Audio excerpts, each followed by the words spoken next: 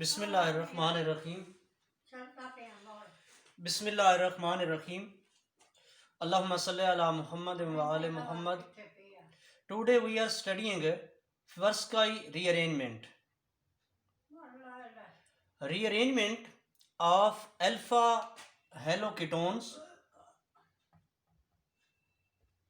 Rearrangement of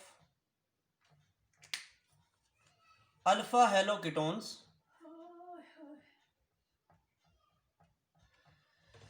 having alpha hydrogen to carboxylic acid derivative in presence of base catalyst, that is sodium alkoxide, is called Tversky rearrangement. This is the alpha haloketone. This is the ketonic group. On the alpha halogen atom is attached. This will give the ester after the rearrangement. C double bond O. This is the ketonic group. This R will be rearranged on the alpha carbon and alkoxide will be attached this carbon of double bond. This is the ester. So alpha rearrangement of alpha haloketones having the alpha hydrogen to carboxylic acid derivative in presence of base catalyst sodium alkoxide is called Tversky rearrangement. Now cyclic alpha haloketone give the ester with ring contraction. जैसे ये cyclo alpha ये 2 chloro cyclohexanone है, तो इसमें एक carbon atom जो है वो कम हो जाएगा रिंग के अंदर, तो ये बन जाएगा मिथाइल साइक्लोपेंटेन कार्बोक्सिलेट। ये 6 मेंबर्ड रिंग है और ये 5 मेंबर्ड रिंग है। इसमें what is the mechanism of this rearrangement, ये हम देख रहे हैं मैकेनिज्म। व्हाट इज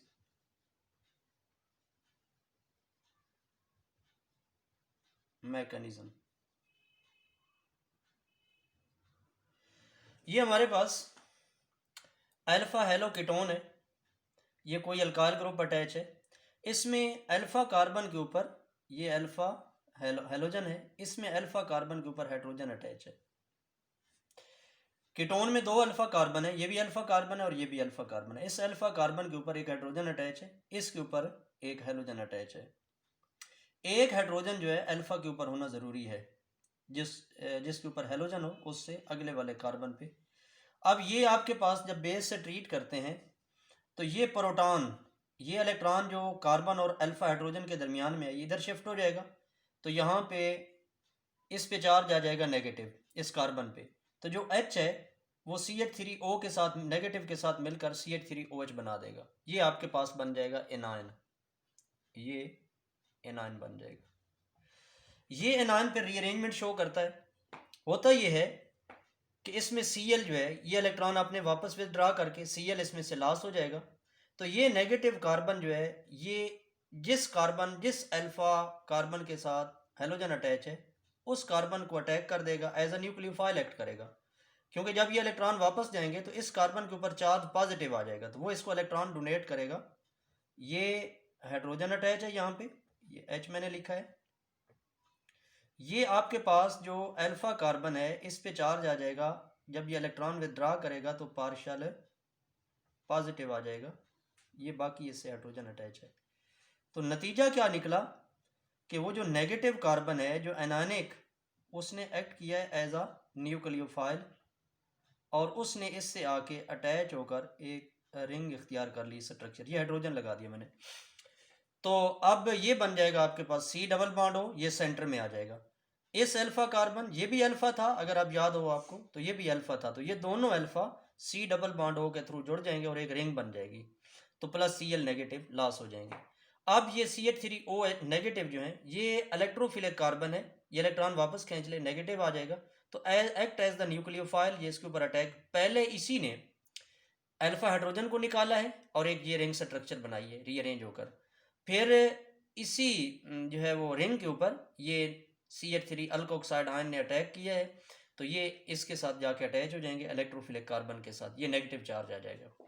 अब इसमें चौथे स्टेप के अंदर ये आपके पास दोबारा ये इलेक्ट्रॉन वापस शिफ्ट हो जाएंगे, कार्बन और इसका डबल बॉन्ड बन जाएगा, तो इसमें ये कार्बन या ये कार्बन, ये है सिमेट्रिकल कीटोन। अनसिमेट्रिकल कीटोन में समझाता हूँ, जब वो हूँ तो दो प्रोडक्ट बनते हैं, तो जो स्टेबल प्रोडक्ट है वो बनता है। तो इसमें ये इलेक्ट्रॉन जो ऑक्सीजन है, ये कार्बन है, ये अपने इलेक्ट्रॉन वापस खींच लेगा, इस पे आ जाएगा negative charge, C double bond हो, दोबारा डबल बॉन्ड बन जाएगा, ये आ गया O और CH3। अब आपके पास ये स्ट्रक्चर आ गई RC, इसके साथ क्या है, C डबल बॉन्ड O और O और CH3। फिर इसी कार्बन के साथ अटैच है CH नेगेटिव और साथ आगे R ग्रुप है। CH3OH जो है, अब ये आपके पास है न्यूक्लियोफिलिक कार्बन, तो ये आपके पास RCH और CH2, ये CH3OH जो है इसको प्रोटॉन डोनेट कर देगा, ये पार्शियल पॉजिटिव, दोबारा अल्कोक्साइड आयन अलग हो जाएंगे, ये आपके पास है CH3O और आगे है H, ये पार्शियल पॉजिटिव और ये पार्शियल नेगेटिव। तो ये पॉजिटिव हाइड्रोजन जो है इस कार्बन से अटैच हो जाएगा, ये बन जाएगा CH2, तो CH2R, बस ये चेंज आई है, RCH, C double bond O CH3, ये CH नेगेटिव था तो ये बन जाएगा CH2, इधर से प्रोटोनेशन से R आ जाएगा आपके पास, तो प्लस CH3O नेगेटिव। तो इस तरह से ये, अब ये देखें तो ओवरऑल क्या हुआ है कि RCH CH2 R और C डबल बॉन्ड O और O CH3। तो आप शुरू में ज़रा देखें, जो आपने कीटोन जिससे आपने ये मैकेनिज्म शुरू किया तो उसमें क्या था, R, तो C double O actually attach हो जाता है OCH3 के साथ, एस्टर में तब्दील हो जाता है, तो ये वाला जो ग्रुप है ये फिर उस अल्फा कार्बन के साथ जाके अटैच हो जाता है। ये वाला ग्रुप कहाँ से आया है, ये बेसिकली यहाँ पे मौजूद था, तो इसने रीअरेंज होकर यहाँ पे शिफ्ट हुआ है, तो ये बेटे कहलाएगा फिवर्सकाई रीअरेंजमेंट। अब ये याद रखना है कि अगर आपके पास ये अनसिमेट्रिकल कीटोन है तो इसका कोई आइसोमर है, इसको इस तरह भी लिख सकते हैं C6H5, ये अल्फा कार्बन पे Cl, C डबल बॉन्ड हो और CH3, ये दोनों अल्फा कार्बन है, दोनों इसके साथ भी हाइड्रोजन है, तो इस अल्फा कार्बन के साथ हाइड्रोजन है। इसकी आइसोमेरिक फॉर्म ये भी लिख सकते हैं आप, C6H5 CH2, Cl यहाँ लिखने की बाद आप बजाय आप यहाँ लिख दें, उसका एक हाइड्रोजन यहाँ शिफ्ट कर दें, तो ये वही चीज़ है। ये दोनों अल्कोक्साइड आयन और HCl की मौजूदगी में ये रिएक्ट करके HCl के अल्कोक्साइड आयन के साथ रिएक्ट करके की मौजूदगी में रिएक्ट करेंगे और ये एक रिंग स्ट्रक्चर बना देंगे, जो हमने यहाँ पे भी देखी है, ये रिंग स्ट्रक्चर। मतलब क्या हुआ कि वो दोनों अल्फा कार्बन जो हैं, ये अल्फा और ये अल्फा, ये अल्फा कार्बन और ये जुड़ जाएंगे और सेंटर में C डबल बॉन्ड हो, बाकी ग्रुप उसी तरह अटैच रहेंगे। Cl लॉस हो जाएगा, वो HCl बना देगा और ये C6H5। अब ये जो बना है आपके पास ट्रांजिशन स्टेट है, तो ये चेंज हो जाएगी, इसमें ये सी ये अपने इलेक्ट्रॉन वापस खींच लेगा, ये नेगेटिव चार्ज आ जाएगा इसके पास, तो ओ CH3O नेगेटिव जो है इस कार्बन के ऊपर ये इलेक्ट्रॉन वापस खींच लेगा, ये पार्शियल नेगेटिव, और ये कार्बन हो जाएगा पार्शियल पॉजिटिव। तो ये जो आपके पास एनायन है CH3O, वो इस कार्बन के साथ जाके अटैच हो जाएगा, ये बन गया OCH3। अब नेक्स्ट स्टेप में क्या होगा कि ये इलेक्ट्रॉन वापस चले जाएंगे CH2 के पास, तो ये बन जाएगा CH2 नेगेटिव, ये लिखा हुआ है CH2 नेगेटिव, ये बन गया। अब क्या बचा, ये दोबारा डबल बॉन्ड हो गया, C डबल बॉन्ड हो O और CH3, तो ये एस्टर है। अब इसकी नेक्स्ट जो है ये C6H5, ये CH2 जो है, इसमें एक तो ये पॉसिबिलिटी है, ये बता रहा था, एक प्रोडक्ट तो आपके पास ये A बनेगा, दूसरा प्रोडक्ट ये भी है, अगर ये इलेक्ट्रॉन इधर शिफ्ट हो जाए इस कार्बन के ऊपर, तो अब एनायन ये भी एनायन है, ये जो A है आपके पास ये भी क्या है, एनायन है, और ये जो A है B है ये भी क्या है, एक एनायन है, तो दो एनायन बनेंगे। अगर तो इलेक्ट्रॉन इधर शिफ्ट हो जाए तो CH2 पे नेगेटिव चार्ज आ जाएगा, अगर इलेक्ट्रॉन इधर शिफ्ट हो जाए, ये दूसरा ग्रुप खींच ले, तो CH के ऊपर नेगेटिव C6H5। अब इसमें से ये वाला ज़्यादा स्टेबल है, ये मैंने लिख दिया नीचे, it is stabilised by the resonance, क्योंकि पीछे बेंजीन रिंग लगी हुई है, तो ये रेजोनेंस शो करता है, रेजोनेंस स्ट्रक्चर शो करता है। इस वजह से अनसिमेट्रिकल कीटोन में वो एनायन बनेगा विच इज मोर स्टेबल। तो अब आपके पास CH3OH के साथ ट्रीट करेंगे तो ये प्रोडक्ट इससे नहीं बनेगा, इससे बनेगा, ये B से, तो ये आपके पास प्रोटोनेशन इसकी हो जाएगी, ये CH की, तो ये CH2 में चेंज हो जाएगा, तो ये आपके पास CH2, फिर CH2 और C डबल बॉन्ड हो CH3, ये और साथ CH3O नेगेटिव प्रोटोनेशन के बाद लॉस हो जाएंगे बेस की शक्ल में। अब इसकी सिंथेटिक एप्लीकेशंस क्या हैं फिवर्सकाई रीअरेंजमेंट की, alpha hello ketones react with the amines, इनको जब अमाइन से ट्रीट करते हैं तो रीअरेंजमेंट गिव्स द अमाइड्स। जैसे ये अल्फा हेलोकीटोन है, ये हमने नीचे मिसाल दी है, इसको आपने, ये साइक्लिक अमाइन है, इसके साथ आपने ट्रीट कर दिया है, ये अल्फा कार्बन और ये भी अल्फा कार्बन है। तो नतीजा क्या होगा कि ये Cl लॉस हो जाएगा यहाँ से, इस Cl डबल बॉन्ड है, पहले तो एस्टर आ जाता था, अब ये क्योंकि अब आपने उसको साथ अमाइन के साथ ट्रीट किया है तो ये अमाइन ग्रुप यहाँ पे अटैच हो जाएगा, और जो इसके साथ बाकी ग्रुप्स हैं वो इधर रीअरेंजमेंट, तो ये आ जाएंगे C6H5 CH2 और CH2 आ गया, C डबल बॉन्ड O, और ये आगे अमाइन ग्रुप इसके साथ, ये जो CH2 ग्रुप है ये इधर आके अटैच हो जाएगा, यानी ये C डबल बॉन्ड है ये अमाइन से जुड़ जाएगा, इसका CH2 जो भी ग्रुप होगा ये इधर आके इसके साथ अरेंज हो जाएगा।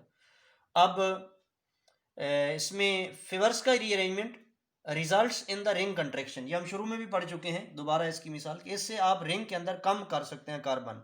जैसे ये आपके पास है ये साइक्लोकीटोन है, अल्फा हेलोसाइक्लोहेक्सेनोन है, तो इसको जब आप बेस के साथ ट्रीट करते हैं CH3ONA के साथ तो ये बन जाएगा, ये मिथाइल है साइक्लोपेंटेनोन। ये शुरू में भी हमने इसी की मिसाल दी है कि 2 chloro cyclohexanone can be converted into the methyl cyclopentane carboxylate, तो ये एस्टर बन जाएगा कार्बोक्सिलेट या एसीटेट बन जाएगा।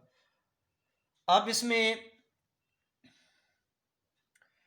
दूसरी बात, तीसरा इसकी एप्लीकेशन ये है कि 3 क्लोरो साइक्लोब्यूटेन, यानी कोई भी अल्फा हेलोकीटोन है आप उसको रिंग कंस्ट्रक्शन कर सकते हैं, तो अगर आपके पास 2 क्लोरो साइक्लोब्यूटेन है तो ये चेंज हो जाएगा साइक्लोप्रोपेन कार्बोक्सिलेट के अंदर, या कार्बोक्सिलिक एसिड, अगर उसकी HCl भी डाल देते हैं और वाटर डाल देते हैं तो फिर वो जो एस्टर एंड पे बनता है उसकी हाइड्रोलाइसिस हो जाती है, ये वाला जो एस्टर एंड पे बनता है ये हमने दिखाया, तो फिर इसमें अगर HCl डाल दें और वाटर डाल दें तो इसी एस्टर की हाइड्रोलाइसिस हो जाएगी, ये वाला जो लास्ट पे एस्टर बना है C डबल बॉन्ड O और OCH3, ये मैंने O नहीं यहाँ पे लगाया, ये लगा देता हूँ OCH3, या ये शुरू में जो हमने बनाया है C डबल बॉन्ड O और R ट्रिपल प्राइम, ये ट्रिपल प्राइम जो है इससे आया है, ये अल्कोक्साइड आयन से इसने आया है, और जो इसके साथ ये अटैच था R वो इधर शिफ्ट हुआ है, यहाँ पे ये रीअरेंज हो गया। तो इसी तरह ये 2 chloro cyclobutane can be converted into the cyclopropane carboxylic acid, ये आपके पास है 2 chloro cyclobutane when treated with base and then upon hydrolysis it will give the cyclopropane carboxylic acid. Thank you, अल्लाह हाफिज़, अल्लाहुम्मा सल्ली अला मुहम्मद व आले मुहम्मद।